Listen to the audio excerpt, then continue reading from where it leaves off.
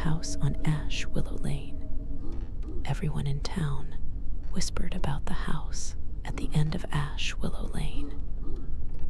It had been empty for years, yet somehow the curtains always seemed to shift when no wind blew.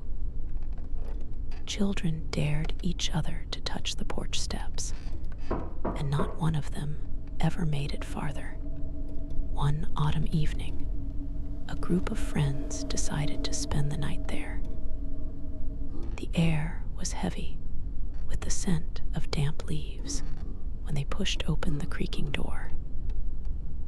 Dust motes swirled in the lantern light, but the house didn't feel abandoned. It felt like it was holding its breath.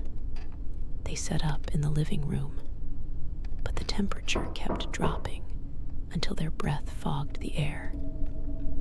From somewhere above, slow, deliberate footsteps echoed across the ceiling.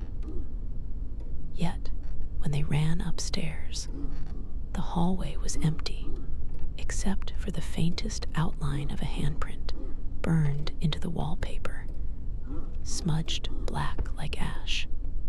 As midnight neared, the walls seemed to shift, narrowing the corridors.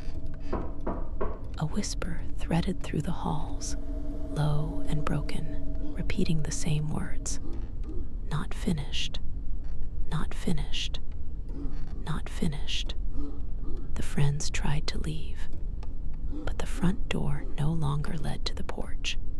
It opened into another hallway, lined with mirrors. In each reflection, they saw not themselves, but pale, hollow-eyed figures watching from behind the glass.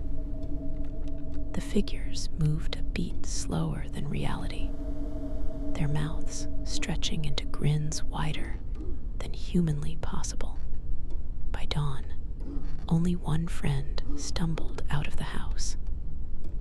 They never spoke about what they saw, only that the mirrors had finally gone still, and one of the reflections hadn't been theirs anymore.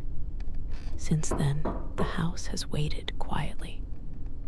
Some nights, when the moon is high, you can still see silhouettes in the windows, not moving, just watching.